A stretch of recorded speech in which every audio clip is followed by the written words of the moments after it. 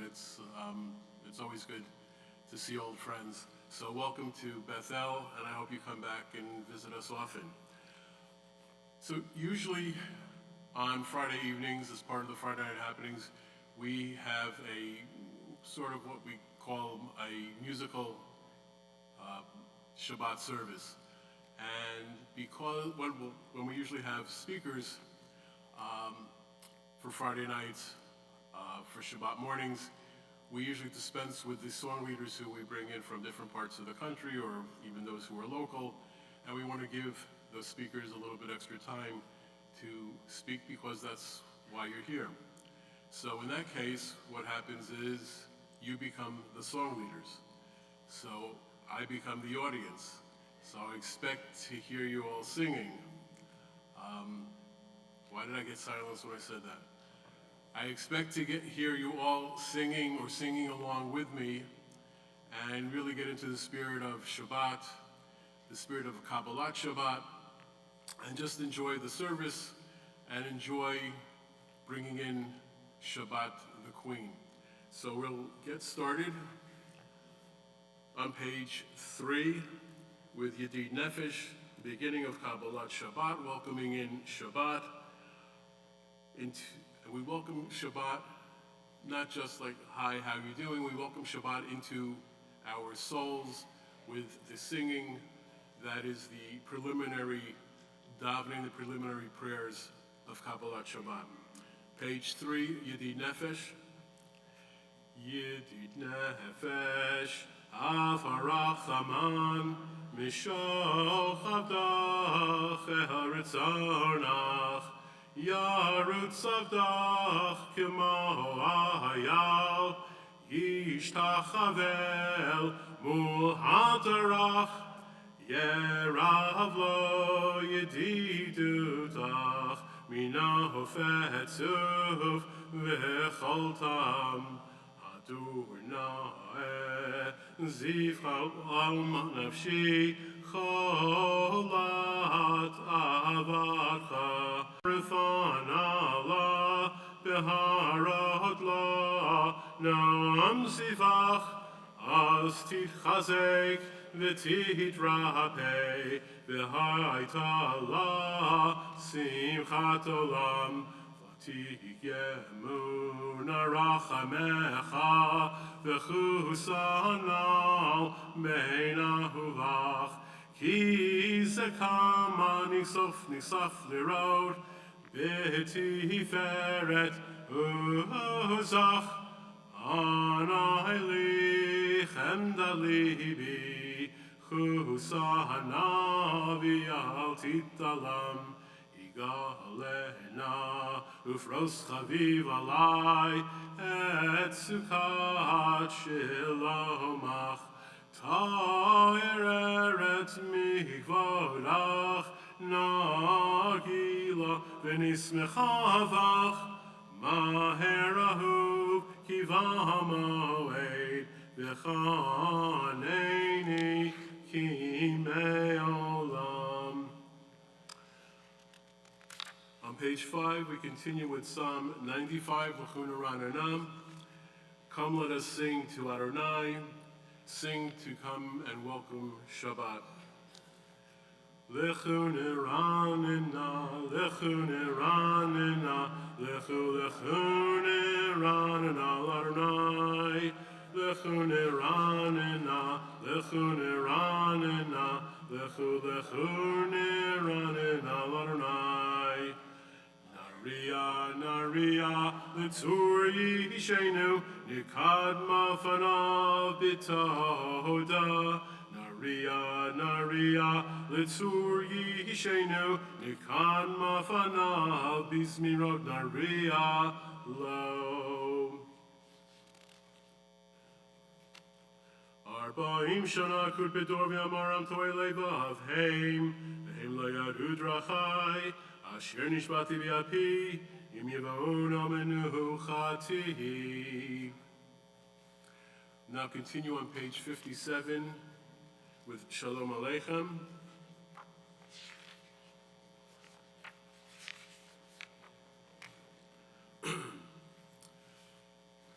Shalom Aleichem is one of the oldest songs that we sing on Shabbat.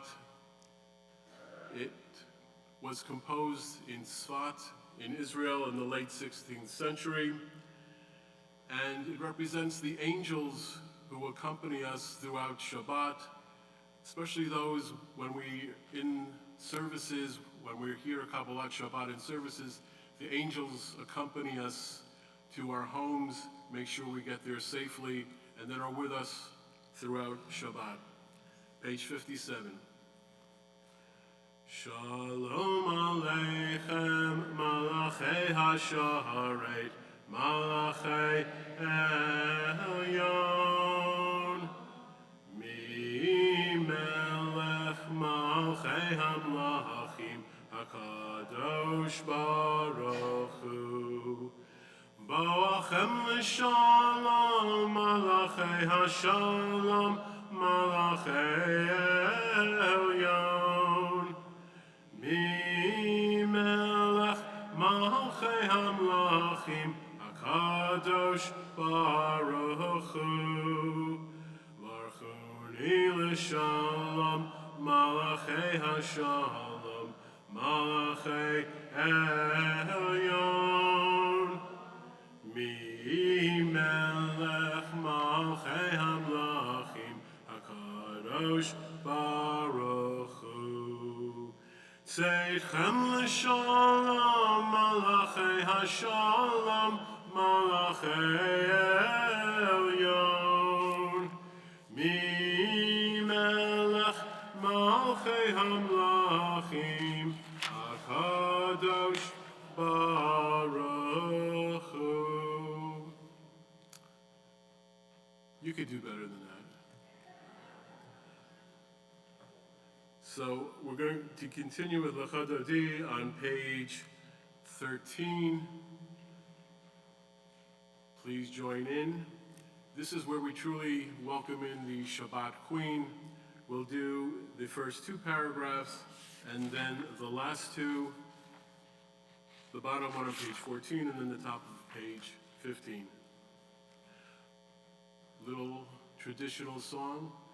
Lecha Dodi likrat kala, B'nei Shabbat nekabla.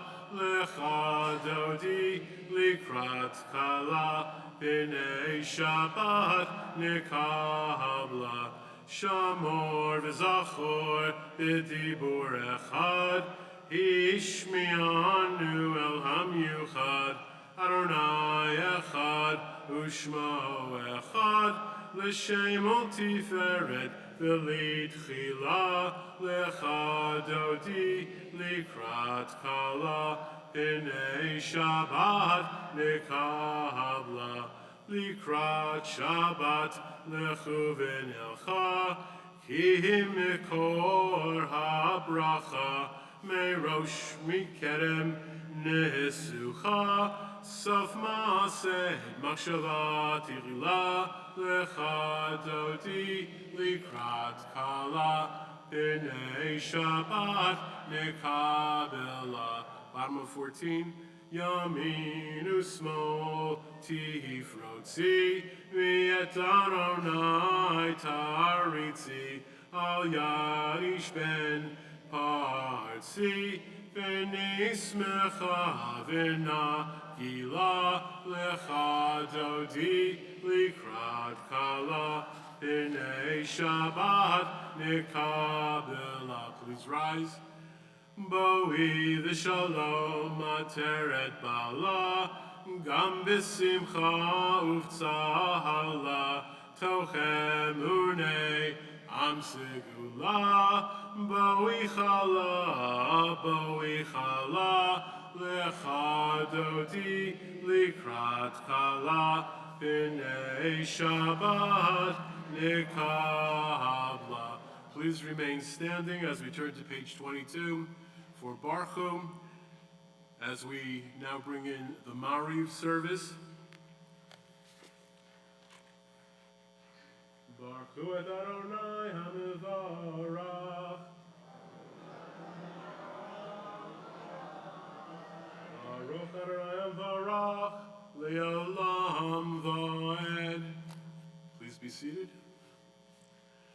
Ma'afir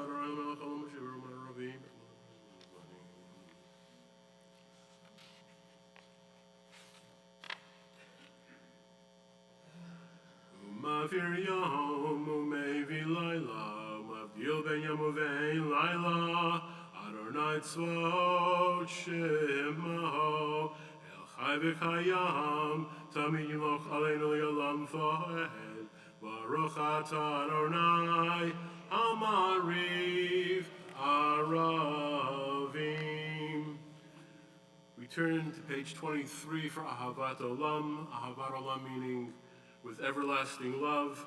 With everlasting love is the theme of the love between God and the Jewish people, especially on Shabbat. Ahavat Olam, Beit Yisrael, Amcha Ahavta, Torah u'mitzvot, u'kim u'mishpatim, otanu limadita. Al kein Adonai Eloheinu, b'shachveinu u'huvkumeinu, nasiach b'chukecha, v'nismach b'divrei Toratecha, u'v'mitzvotecha, li'olam v'ed. Ki hem chayenu v'yorech yameinu, uvahem negeh, uvahem negeh, yomam v'layla. Yavatecha, al tasir mimenu li'olamim, Baruch atah Adonai, ohev amo Yisrael. Page 26.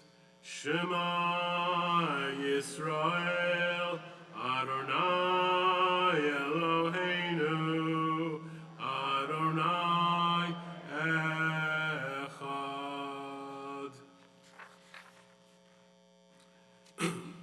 V'ahavta et Adonai Elohecha, v'chol levavcha, u'v'chol nafshecha, u'v'chol miodecha, v'hayu ha'devarim ha'ele, asher anochi mitzavecha, hayom alevavecha, v'shinantam levanecha, v'dibarta bam, b'shivtecha leitecha, u'v'lechtecha b'derech, u'v'shachbecha u'kumecha, u'kshartam le'yota yadecha, v'hayu l'totafot b'neinecha, u'chtavtam, al mezuzot beitecha, u'v'isharecha, v'hayah.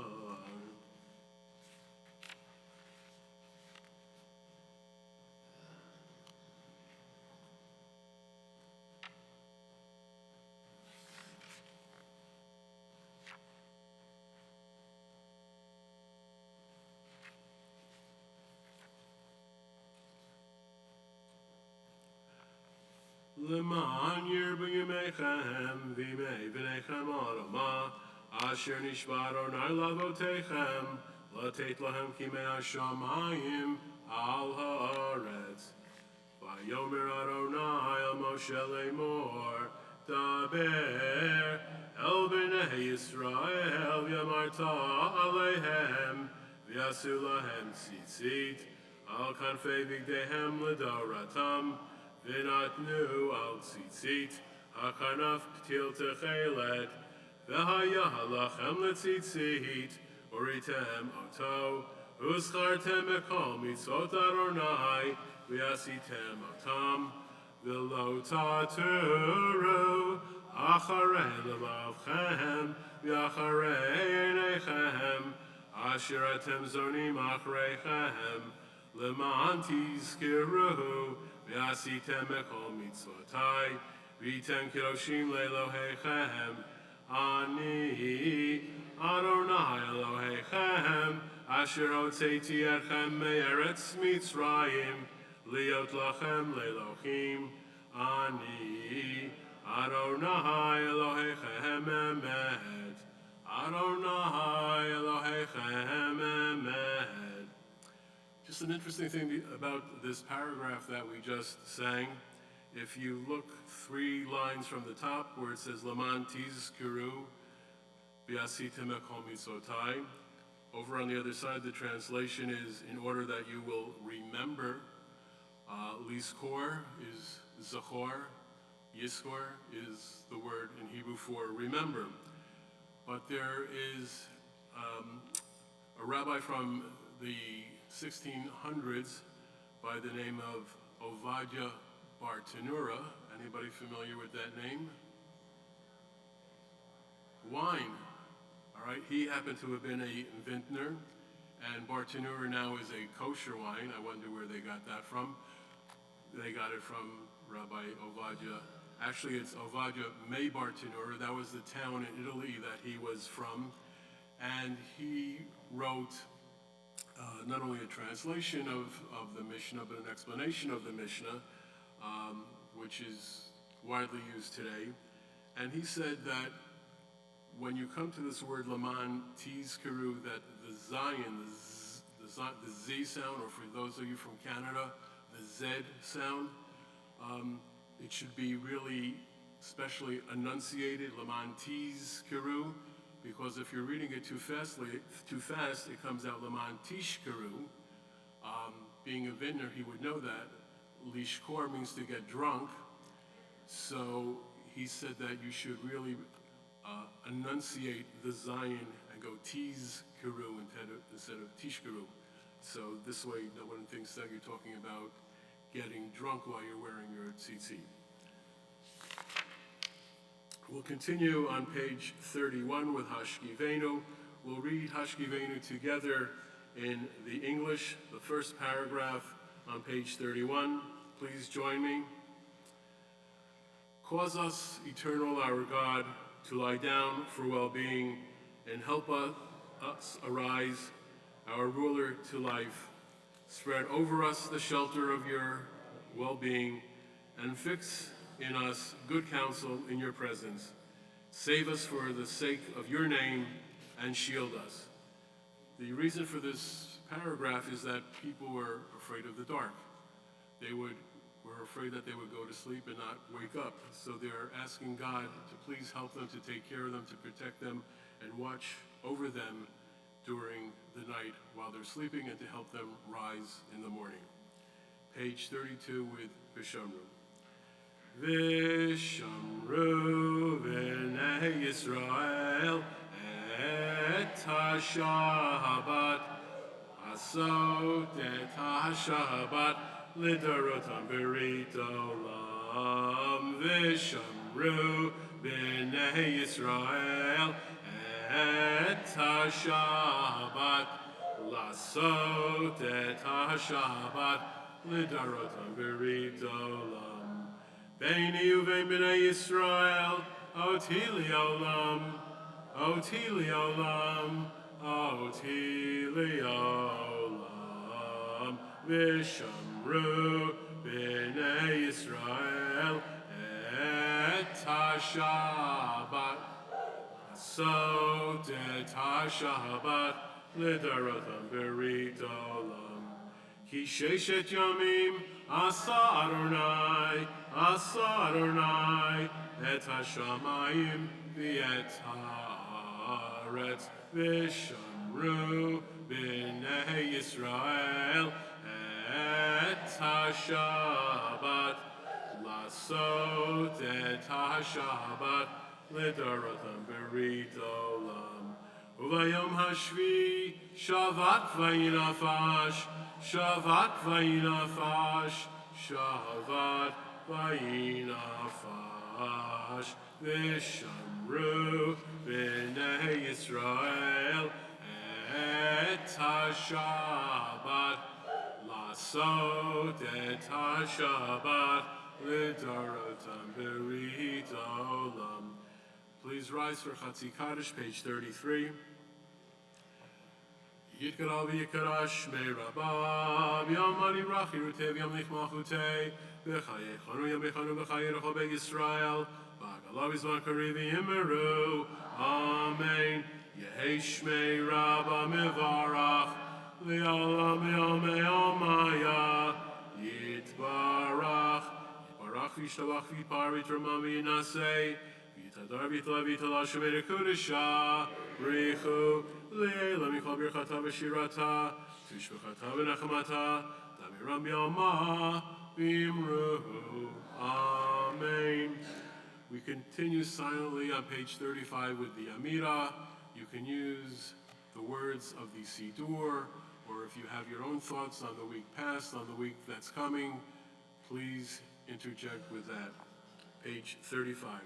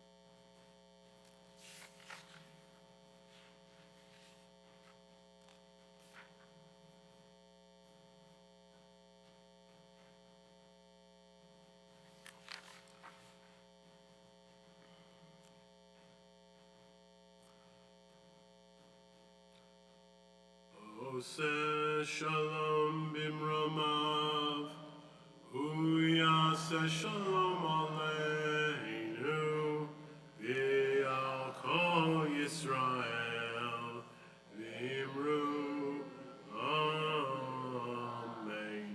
Yaseh shalom, shalom aleinu, v'al kol Yisrael, Yaseh shalom, shalom aleinu, v'al kol Yisrael, v'yimeru, amen. Page 48. Yikara v'yikara shmei rabba, v'yam mari brachi rutei v'yam lich malchutei, v'chayechanu yamechanu v'chayerecho be'Yisrael, v'agalav izman kari v'yimeru, amen. Yehi shmei rabba mevarach, le'olam yamei amaya, yitbarach v'yishtabach v'yipar v'yitramam v'yinasei, v'yitadar v'yitala shemei rekudesha, richu, le'ela michal birchata v'shirata, Mishpachatav nechamata, tamiram b'yama v'yimeru. Amen. Yehi shlom harabim min shemaya, v'chayim aleinu v'lakal Yisrael v'yimeru. Amen. Tirka be'asal tanu v'archon v'chal Yisrael, adam avandi b'shmaya v'yimeru. Amen. Seh shalom b'mrama v'yaseh shalom, aleinu v'lakal Yisrael v'yimeru. Amen. At this time, it is my pleasure to call up Dr. John Murray, who will introduce our speaker for the evening. John.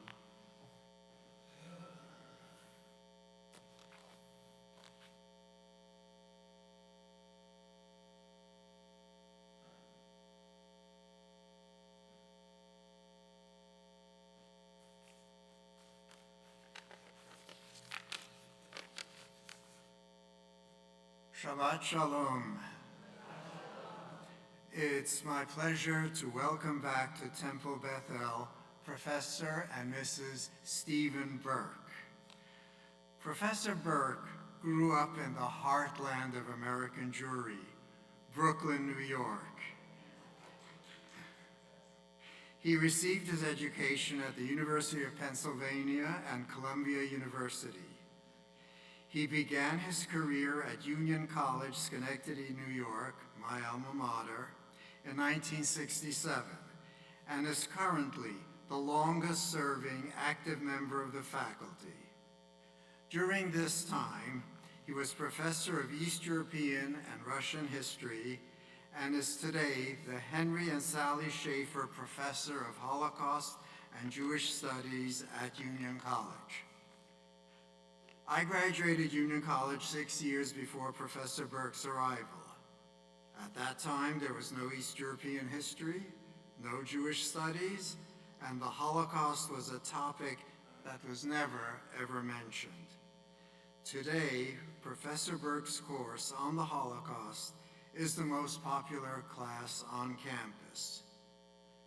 No one is better qualified to lecture on European history, Jewish history, and the Holocaust than Professor Burke. It is my pleasure to welcome again Professor Stephen Burke.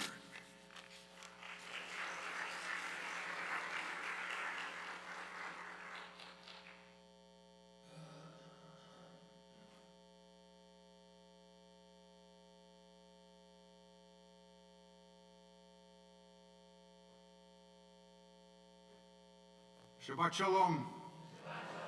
It's nice to be here, nice to see Rabbi Bell, a man that I've known a long time ago. Nice to be with my old friend Clifton Gerstenhaber. A long time ago, he and I were on the 880 relay in Madison High School in Brooklyn. It was a pleasure to know him then, and an even greater pleasure to know him now. And to see people from Albany and Schenectady, it's old home we care. Let me begin by saying to you that every year in history is important. Every year something important happens. But in wartime, there's an exacerbated, a heightened interest in a year. In wartime, things really happen that influence the future, and many lives are at stake. 2024 is the 80th anniversary of a number of important things that took place during the Second World War. Let me begin, I'll do it in seriatim, not necessarily chronologically, but I will deal with, I think, what were the most important things that occurred in that year, and some lessons perhaps that can be learned. I begin with January of 1944, when Franklin Delano Roosevelt finally, under tremendous pressure, did something for the Jews in German-occupied Europe. I know where I'm standing, and I know to whom I am speaking, and I know where I come from. You know what the old joke was in the 1930s and the 1940s? American Jews lived in three worlds: Die Welt, this world. Some thought about Jene Welt, the world to come. They all loved Roosevelt. Roosevelt was one of the three greatest presidents in our country's history. It's Lincoln and Washington, you can interchange them, and then it's FDR. If you're collecting Social Security, you can thank Franklin Delano Roosevelt. If you put your money in a bank and the money is insured by the Federal Deposit Insurance Corporation, you can thank Franklin Delano Roosevelt. If you were raised by a single parent, it's Roosevelt that established the safety net. But there's an adage that I think refers to Roosevelt, and that too, but this is unfortunate. In the warmest of hearts, there's a cold spot for the Jews. When it came to what was the most important issue of the time for large numbers of Jews, that is the issue of Jewish immigration into our country, the fact of the matter was Roosevelt was not there. I spent a lot of time in the Holocaust class talking about the pressures that he was confronting. It was depression. The anti-Semitism was tremendous. In 1940, there were 300 anti-Semitic organizations in the United States. Life was difficult, 25% of the country unemployed, the workforce unemployed. Nonetheless, he could have filled unfulfilled quotas. He could have spoken out. He could have pressured other countries to take Jews. Don't mistake what I am saying. No power in the world could have saved 6 million Jews. The Nazis had them, and they were hell-bent on killing them. But we're not talking about chopped liver. We're talking about human beings. 6 million could have been saved, but probably tens of thousands, several hundred thousands could have been saved had Roosevelt acted decisively. Then, of course, there was probably the most important event for Americans, and I would say for the world, in 1944. That was the invasion of Normandy on June 6th of that year. Now, I tell my students, the first day of every class that I teach, you cannot explain the present by the present. Everything has a history. So if June 6, 1944 is D-Day, that changes the course of the Second World War, then you got to go back and understand why it was on June 6th of 1944 that the United States, the British, the Canadians, the Free French invaded Hitler's fortress Europe. To understand that, I go back to December of 1941. In the aftermath of Pearl Harbor, Winston Churchill came to the United States to speak to Franklin Delano Roosevelt. One of the interesting sidelights here, if any of you are physicians, is that Churchill got very, very sick in Washington. The doctors at the time announced that he had gastroenteritis. Doctors, some cardiologists now, looking at the data from the time, said that Churchill didn't have gastroenteritis, he had a heart attack. How much of history would have been different had, in fact, Churchill died? But let's get to the point here. And the point is, when Churchill came to meet Roosevelt in 1941, in December after Pearl Harbor, Roosevelt told him that the Army, the Chief of Staff, and Army generals were talking about an invasion of Europe in the autumn of 1942 or the spring of 1943. Churchill said, "You don't stand a chance." Churchill said, "We have been shoved off the beaches at Dunkirk. Don't invade until you do a number of things. Attack the Germans on the periphery. Go to North Africa, go to Sicily, go to Italy. Knock the Luftwaffe, the German Air Force, out of the sky. Bomb the German industrial infrastructure." And Roosevelt bought that. And Roosevelt was right. If any of you are the children of World War II combat veterans, you can thank that decision for being here. Because had we invaded when the Chief of Staff of the American Army, George Marshall, wanted to invade, we would have been thrown off the beaches and had enormous casualties. Roosevelt and Churchill were right. But what do we tell our kids? What do we tell people? You cannot have your cake and eat it. What I mean by that is, we delayed the second front in order to save American lives. That was the correct decision. But the Red Army, once having thrown the Germans out of the German-occupied areas of the Soviet Union, began to move into the heart of Europe. By that I mean, by June 6th of 1944, the Red Army was about to enter Poland, about to enter Czechoslovakia, about to enter Hungary. That's the origins of the Cold War. Because the issue is going to be, while we delayed the second front for the reasons that I told you, the Red Army is going to occupy Eastern Europe. And it's not going to be until November 9th of 1989, almost 50 years after that, that one is going to find any changes in Eastern Europe. And then the decision, Eisenhower had to make some very, very difficult decisions. Whether you're a Republican or a Democrat, and you can criticize Eisenhower's reign as President of the United States. This country would owe an enormous debt to Ike, as he was called, because of the way he conducted the Normandy invasion. It was no easy call in a variety of ways. His grandson wrote a biography of his grandfather, looked at the data and said that his grandfather was drinking 13 cups of coffee a day and was a chain smoker. How much of history would have been different had he had a stroke or he had been incapacitated in one way or another? One of the decisions that Eisenhower has to make is relevant to something that we are dealing with in the present time. American and British intelligence told Eisenhower that we've got to bomb the railroad depots and the railroad lines in France in order to prevent the Germans from bringing up their troops to hit our soldiers as they hit the beaches at Omaha Beach, Utah, Juneau, Sword, and all of those things that you should be familiar with. But Allied intelligence also told Eisenhower that if we bomb the railroad lines and bomb the depots, we will kill 80,000 French civilians. Churchill was upset at that and said something or wrote something to Franklin Delano Roosevelt. And Roosevelt wrote in a very important letter to Churchill, I know, this is not verbatim, I know what the civilian costs will be, but anything that can save the lives of American soldiers must be done. Think about that. Tomorrow I'll talk to you about the Middle East, and think about how that is relevant to some of the discussions that are going on at the present time. So Eisenhower makes the decision. They bomb the railroad lines, they bomb the depots, they don't kill 80,000 French civilians, but they do kill thousands. But the Germans were unable to bring up their reinforcements to the beach. And then, where do you invade at Normandy? Or do you invade somewhere else besides Normandy? Eisenhower has to make the decision.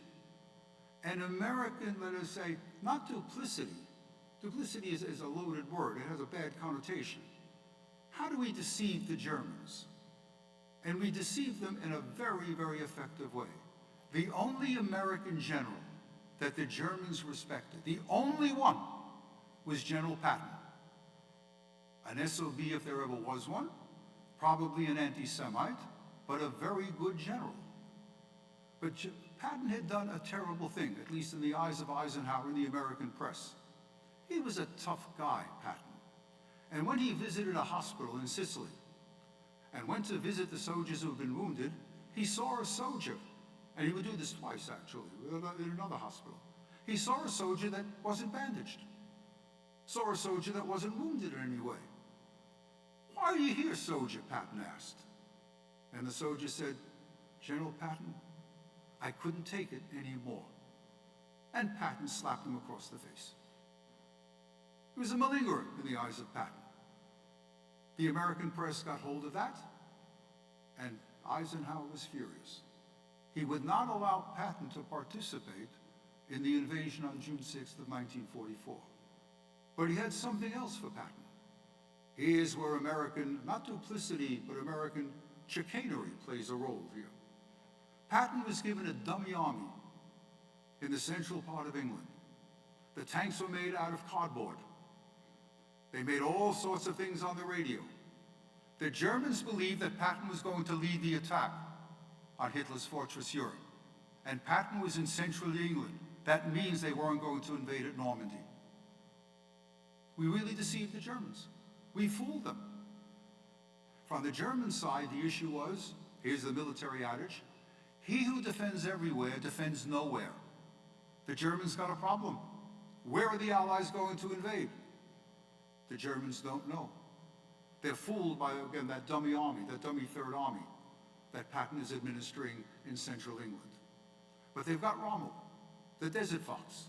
Rommel defends everywhere, but he can't defend everywhere. There are weaknesses in the German line, and some of them are in Normandy. And then the Germans have a debate. Von Rundstedt, the German general, says, we'll hold our forces back, let the Americans come, and then we'll smash them with the panzer divisions. And Rommel says, no, that's not the way to do it. Hit them as soon as they hit the beaches. They're not in sync, to say it, or for want of a better expression. And on D-Day, Rommel is at a birthday party for his wife. He's not at Normandy. And the Führer Adolf Hitler, who slept late every morning and nobody wants to wake him, so nobody can get orders from him. And there's another lesson to be learned. This is meticulous planning on our part. Meticulous planning. And an engineering feat that will probably never be repeated. We bring over the mulberries, the artificial ports. We have overwhelming power and no insult. I teach a course on the Second World War, no insult to anybody who served in American Armed Forces. But any student of military history knows in both world wars, man for man, the German army was the best army in the world. The only way you can defeat the German army is by having overwhelming power, overwhelming force, and numerical superiority. We will have all of that on June 6th of 1944. But when all is said and done, it's our young men against their young men. And if you saw The Longest Day, if you saw Saving Private Ryan, you know how close a call it was on the morning of June 6th of 1944. By 10 o'clock or 11 o'clock in the morning, General Omar Bradley, who is responsible for our sector of the front on Normandy, is preparing to evacuate American forces. It is the great misfortune, the great bad luck of those American soldiers that landed on Omaha Beach that they fought against German soldiers who had fought on the Eastern Front. These men were tried soldiers. They were very, very good soldiers. The casualties are very, very large. Anybody here from Virginia, you know about Bedford, Virginia? 24 men from Bedford, Virginia will be killed on that day. And for those in up my neck of the woods, the second city that lost, the second town that lost the largest number of years was Mechanicville, right near Schenectady, where I'm from. So the point in all of this, it's a close call. And the victory comes and a lesson here. When all is said and done, you can have all the superiority that you have.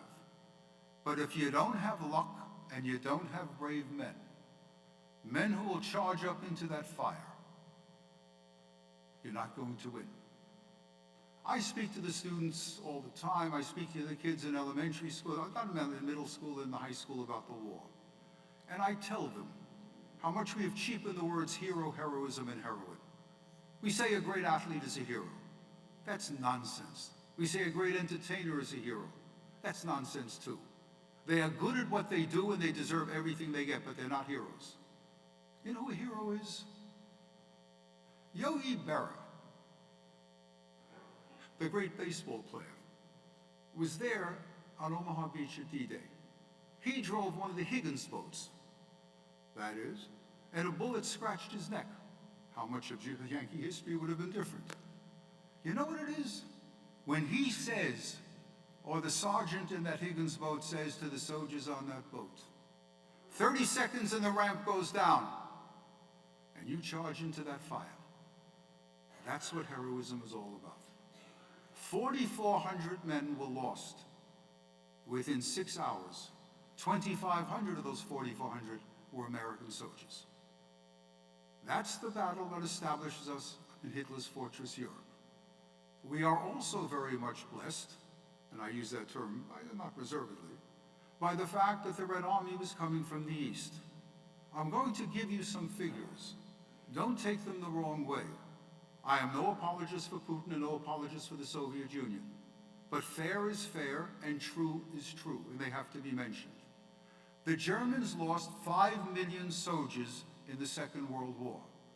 4,500,000 were lost on the Eastern Front. For all of our fighting,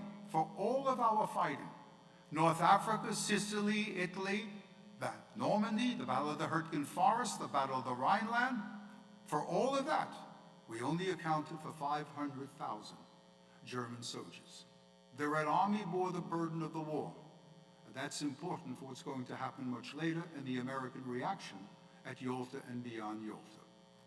And then there's another thing that happened that shows you how sometimes politicians can be very decent. There's an election in 1944. Roosevelt is running for a 4th term. Running against him is the great crime fighter, Governor Thomas Dewey of New York State. Dewey had deficit charisma, and that would cost him a great deal. But there was something else. By 43 and early 1944, people were beginning to ask the questions, why were we caught by surprise at Pearl Harbor? Did Franklin Delano Roosevelt have any responsibility for that? Was he asleep at the switch? The fact of the matter is we had broken the Japanese code, and we knew that something was coming. Roosevelt never got that information. You can't blame Roosevelt.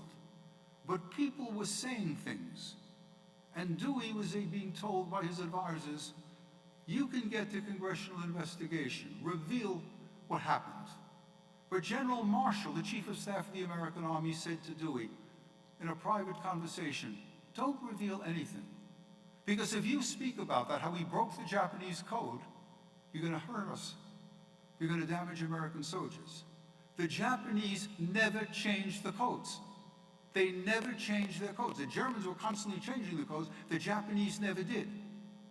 Had Dewey said what he knew and revealed that we had broken the Japanese code, that would have damaged our Marines and our soldiers in the Pacific theater. Republican or Democrat, Dewey was a decent man. And then we come very close to home. John Merry knows better about this and experienced this. And again, everything has a history. March 19th, 1944, the Germans invade Hungary. Hungary had been a German ally. Admiral Horthy believed that by Germany winning the war, Hungary would get material. Hungary would get a lot of things that it had lost in World War I. At the Treaty of Trianon in 1920, Hungary, because it was on the other side, allied with Germany as part of the Habsburg Empire, Hungary lost a considerable chunk of territory and lost lots of Hungarians to the new Czechoslovakia, to Romania, and other countries as well. Horthy thought that Hitler was a winner, and so he allied himself with Adolf Hitler in Germany. Hundreds of thousands of Hungarian soldiers joined the German army in Operation Barbarossa, the German invasion of the Soviet Union, on June 22nd of 1941. Tens of thousands were killed. Horthy was not the smartest man in the world, put his finger up to the wind, and by the end of 1943, if not sooner, after the defeat at Stalingrad by the Germans, Horthy came to the conclusion that Germany was not going to win the war. And so Horthy began to secretly engage in negotiations with the British and the Americans to pull Hungary out of the war. German intelligence picked that up. Hungary could not leave the Axis. It was too close to Germany. So on March 19th of 1944, Hitler ordered Operation Margarita. That was the invasion of Hungary. Hungary became now not an allied country of Germany, but a conquered and occupied country. And as the night follows the day, the angel of death came to Hungary. The angel of death is a man that you know well. That's Adolf Eichmann. And when he came to Hungary, he did what he had done in the Netherlands, what he had done in Belgium, what he had done in Poland, and what he had done in France, and what he had done in Italy. I want the Jews, Eichmann said. And Admiral Horthy made a deal. There are two deals in the history of the Second World War that affect the Jews that are very problematic. In France, Marshal Pétain, told by Eichmann, I want the Jews, said to Eichmann, I'll give you all the foreign Jews, not those Jews who are native Frenchmen and French women and children. And so, out of a French Jewish population of 350,000, only 77,000 were deported. Of the 77,000 that were deported, about 75,000 died. But for all of our hostility to France, because of certain things that have happened because of Vichy France and so on, the fact of the matter is that the 75% of the French Jewish community survived. It was a bad deal. He didn't have to do it. The Germans were struck so thin, French police had to round up the Jews and put them on the trains. French railroad conductors and French engineers had to work those trains and bring them to Auschwitz. Marshal Pétain didn't have to do it. Admiral Horthy didn't have to do it. And Horthy made his own deal with the Germans. I'll give you all of the Jews living outside of Budapest, all of those Jews, there were 800,000 Jews living in Hungary at the time of Operation Margareta. 500,000, at least 500,000 are going to be deported. So the point of all of this is, Horthy could have, in fact, told the Germans, you're not going to get them. But he did more than that. The orders went out from Horthy and the Hungarian government for the Hungarian police to round up the Jews. In Hungary, that was not difficult. Anti-Semitism was rampant. In fact, in the army and in the police, and in Hungary at large, there was a fascist organization. In English, we call it the Arrow Cross. In Hungarian, it's the Nyilas. They rounded up the Jews. They tied the Jews in rope. They shot them and dropped them into the Danube. If you've ever gone to Budapest, I hope you went to that incredible memorial on the beach, on the side of the Danube. The shoes that remember the Jews that were shot and dumped into the Danube. It's the Hungarian police, together with Hungarian civilian complicity, that rounded up the Jews and sent them to Auschwitz. But there's a lesson here. I don't want to drive it too far, really. One of the problems that French Jews had and Hungarian Jews had, they trusted their government. French Jews lived in a republic. Liberté, égalité, and fraternity. France was the first country in Europe to emancipate its Jews, September 27, 1791. Jews were Frenchmen. Liberté, égalité, fraternity for everybody, including Jews. How could a French government deport its Jewish population? How could it betray native French citizens? And in Hungary too. Hungarian Jews did believe that their government might make them wear the yellow star. Their government might put them in ghettos. Their government might conscript young men for labor service. But to deport them? To send them to Auschwitz? Inconceivable. They were wrong. And so, from late April to July 9th of 1944, over 500,000 Jews were deported to Auschwitz. This is the Holocaust at high tide. I know it's Friday night, I know it's Shabbat, we don't like to talk about this, but 1944, what happened to the Jews, is important. When I say the Holocaust at high tide, I'm talking that 5,000 to 10,000 Jews will be gassed and cremated almost every day in that period of time that I'm talking about. And there's not a lesson, but certainly instructive in the war. Why did the Germans do this? Were they really serious about it? And the answer, of course, was yes. At least 135 trains will take those Jews to Auschwitz. The Russians are coming from the east, and we're about to come from the west. The Germans don't. They need those trains. Why are they deporting the Jews? And it doesn't take many men at Auschwitz to kill close to 1 million Jews. Some people think the Germans allocated large numbers of men to kill the Jews. Not so. The total number of German soldiers, and this number is never there at one time, the total number of German soldiers that killed 1,400,000 people, of whom 1 million were Jews, the total number of Germans that served at Auschwitz never exceeded 7,000. So the point here is the Germans wanted all of the Jews dead. But courage, of course, plays a role here. I'm not going to get into what happened in Auschwitz. I will tell you about an incident that happened to me at Congregation Beth in Toronto. A remarkable episode, absolutely remarkable, one of the most stunning episodes in my entire life. I was invited to speak at Beth to give 4 lectures on Auschwitz. My wife said to me, they're crazy for asking you, and you're crazy for doing it. But I did it. And in one of the lectures, I spoke about 4 men that escaped. Only 4 Jews ever escaped from Auschwitz. And I mentioned them by name. And then when I was finished, a woman raised her hand and she said, Professor Burke, you mentioned Czeslaw Mordovich as one of the 4 men who escaped from Auschwitz. Do you know that he's sitting here right next to me? It was a remarkable thing. The man stepped right out of a textbook. And there he was. He had escaped in May. He's the one that told the world what was happening to Hungarian Jews. 2 others had escaped in April. They drew pictures of the gas chambers and the crematoria. But no one had known where the Hungarian Jews were going to. No one knew what was happening to them. Mordovich was one of the two that told him. A brave man. In fact, so brave, I must lighten this up a little bit. This was 1995, 50th anniversary of the liberation of Auschwitz. Also the 200th anniversary of Union College. Union is one of the oldest schools in the United States. I came back and I said to the president of Union College, and he, to his credit, he said it even before me, we'll give him an honorary degree at graduation. So I call up Mordovich and say, will you come? His woman friend answers the phone. And I said, will you ask Mr. Mordovich if he's willing to come? And I had a caveat in there. I said, the only way you can get from Albany to the Albany airport to Toronto is flying a 16-seater. I never used to fly that. I was afraid. So I would fly in a regular plane to Pittsburgh and take a US airplane to Toronto. She says, I'll ask him.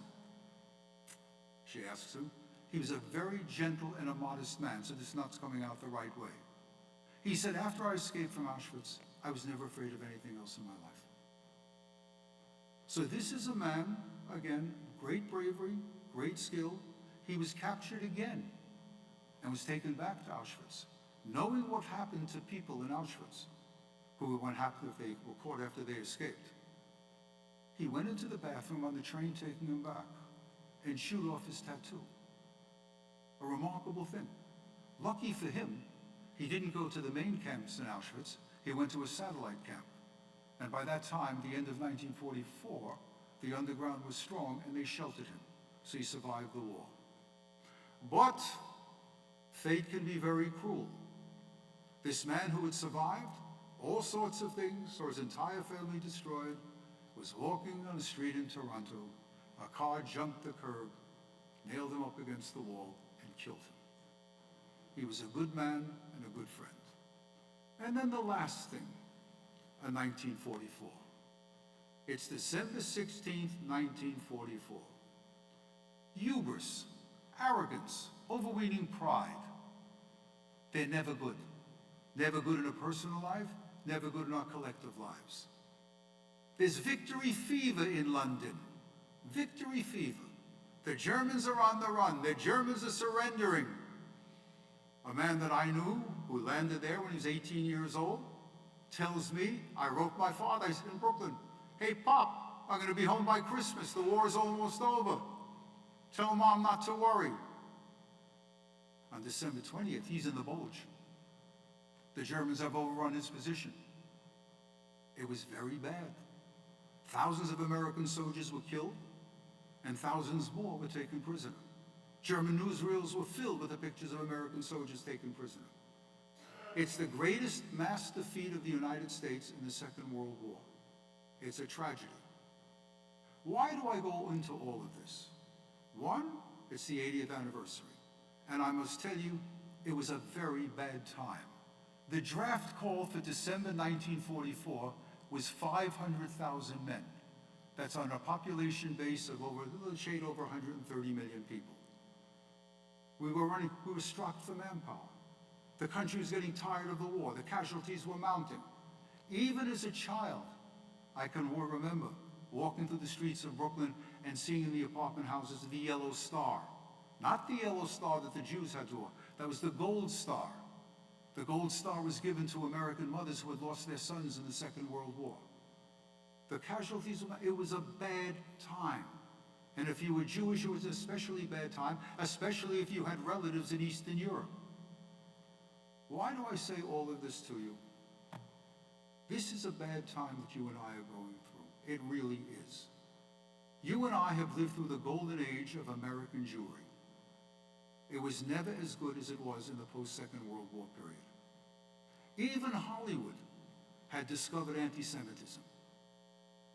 In the 20s and 30s, with all of those Jewish moguls in Hollywood, there was not a single film condemning anti-Semitism.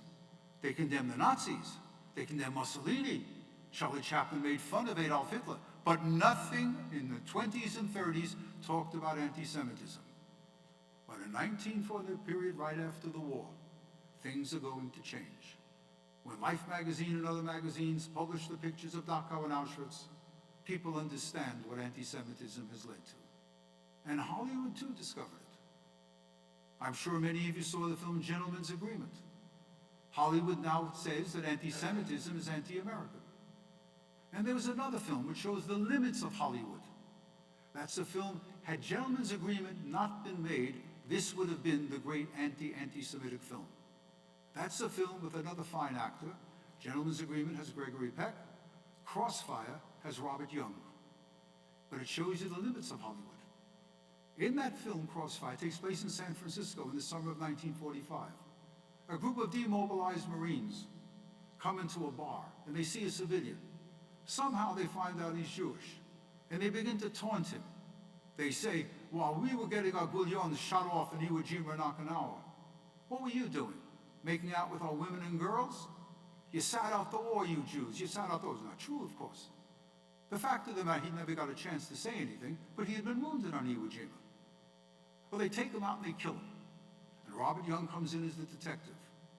But what do I mean by the limits of Hollywood? In the original screenplay, the man who is killed by the demobilized Marines is not killed because he's a Jew. He's killed because he's a homosexual. Hollywood wouldn't touch that for another 50 years. So what am I saying to you? It was a bad time, a very bad time. So don't be filled with despair about the time that you and I are living in. We got through this. The United States got through all of that. The Jews got through the terrible anti-Semitism. We will endure this too. We will get through with this, and we will prosper. But make no mistake, my friends, and I'll talk more about this tomorrow. For our children and our grandchildren, life is going to be not impossible, not even very difficult, but it's no longer the golden age for American Jews.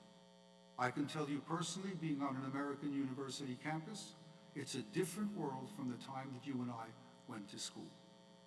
We've got to toughen up our kids, tell them the stories, give them the history, give them the context, but above all, stiffen their backbone. And for us and for them, hang on, we will get through with all of this. I'm going to end the speech tomorrow with the same words that I'm going to end tonight. What's the ancient rallying cry of our people? From the time that Joshua crossed the Jordan into the promised land, Chazak, Chazak, v'nitazek.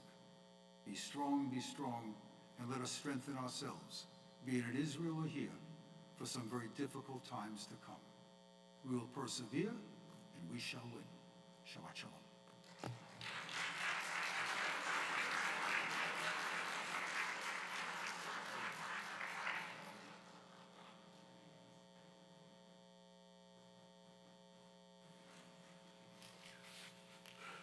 Thank you, Dr. Burke.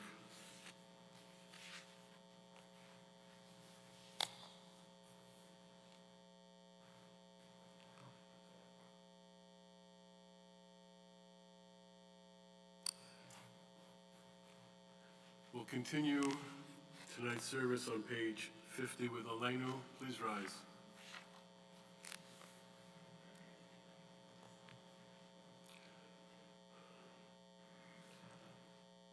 Aleinu l'shabeach l'adon hakol, l'teit gerula liotzer breshit, shelo asanu k'gayei haratzot, Ilo samanu k'mishpachot hadamam, shelo sam chalkeinu kahem, v'gar aleinu k'chol hamarnam. Anachnu korim u'mishtachavim u'modim, lifnei melech malchei hamlachim, hakadosh baruch hu. Shehunot hashamayim v'yosei haaretz, u'mashav yikaro b'shamayim bimal, v'al haaretz, mitachad einod.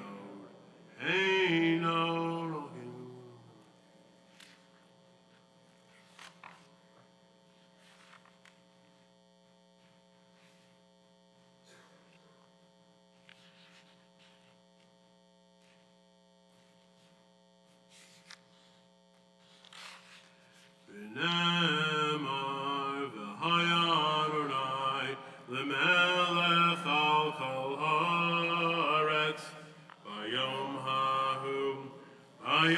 Ahahu Yeh Adonai Echad Ushemo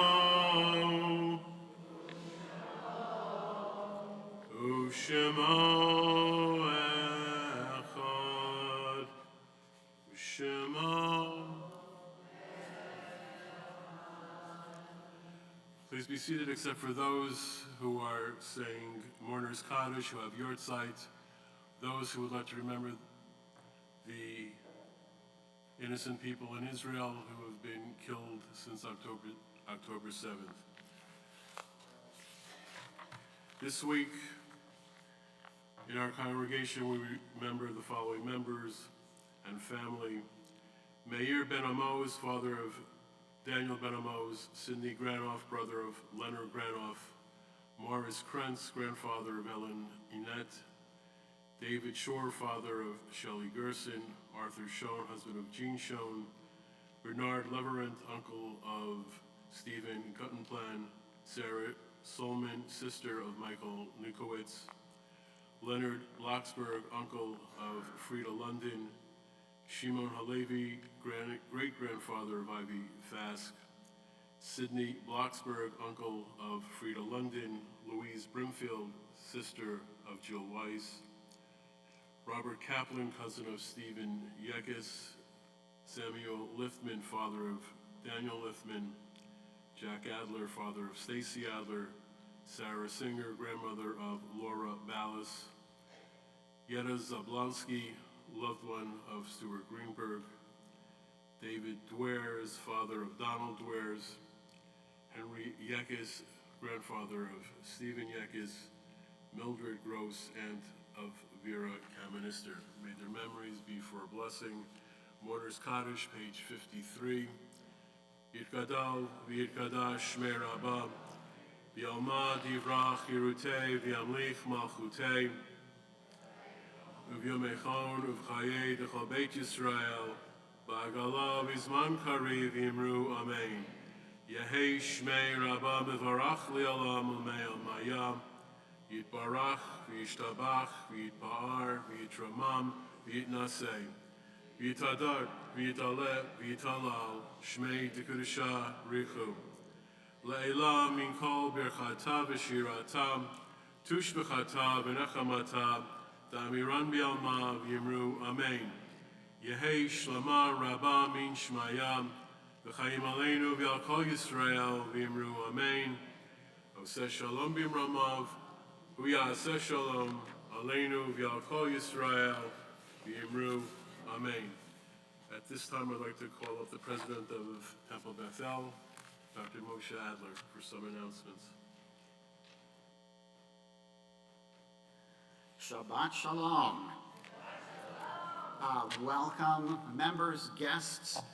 Thank you for being with us, and definitely thank you, Dr. Burke, Yasher Koch, for joining us this weekend, for speaking tonight and tomorrow. Come back tomorrow. You'll hear him again during the service and again afterwards at our Kiddush lunch.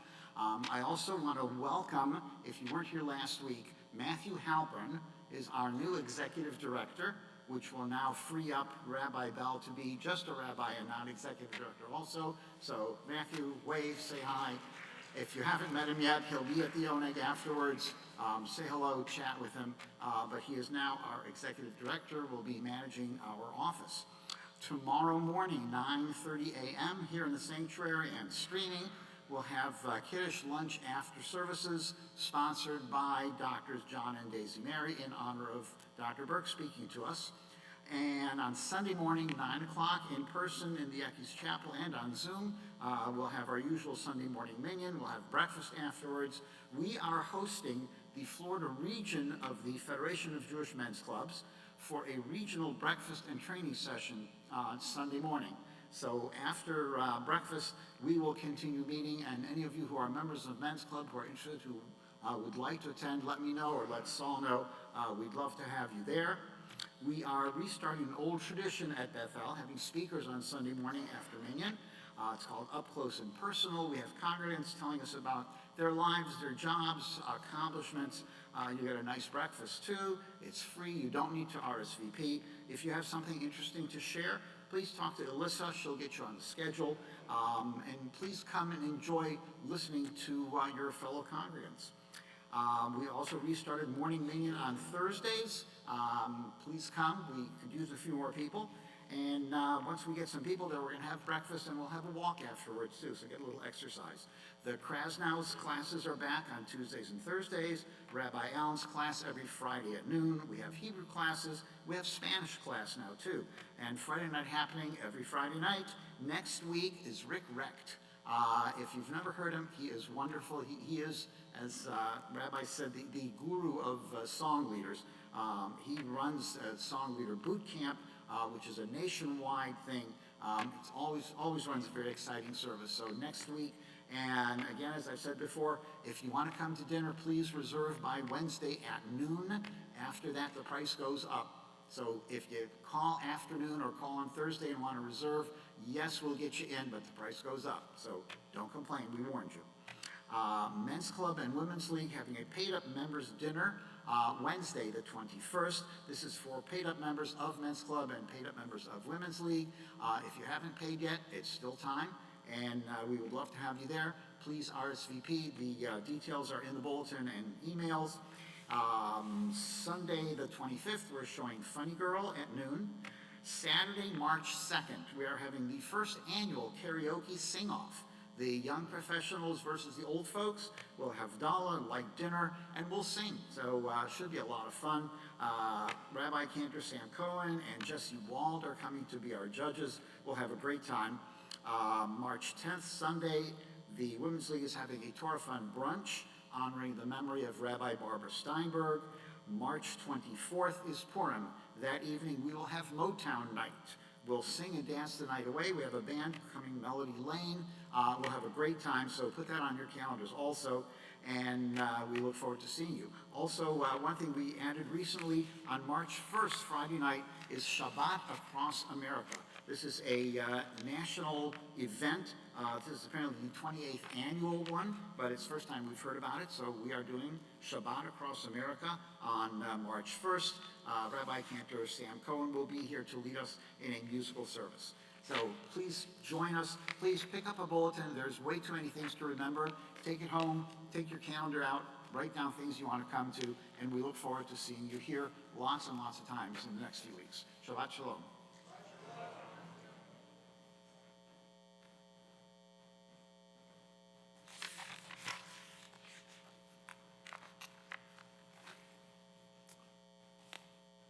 Why don't we conclude with Yigdal on page 55. Yigdal Elohim Chai v'yishtabach nimtza v'yened el mitziuto echad v'yen yachid ki yichudo ne'lam v'gam ein sof li'achduto ein lo demut haguf v'yen guf Lo na'aroch elav kedushato kadmon lechol davar asher nivra rishon v'yein reshit l'reshito hino adon olam lechol notzar yoreg gedulato u'malchuto shefar nevuato nitano Shei segulato v'tifarto lo kam b'Yisrael k'mo she'od navi u'mabid et emunato Toratem et Natan li'amoel ayad nevi'o neman beito lo yachal Yifa'el v'lo yamir dato Leolamim l'zulato Tzofevi Odeya Sitarenu Mabit l'sof davar b'kadmato Gomel ish chesed k'mifalo Noten l'rash hara k'rishato Yishlach l'ketz yamin mishichenu Liftot mechakeket Yeshuato Meitim Yechael V'rochasto Baruch Adayad, Shem Tehilato, Meitim Yechayel, V'roch Hasto, Baruch Adayad, Shem Tehilato. Shabbat Shalom. Please join us in the Katz Pavilion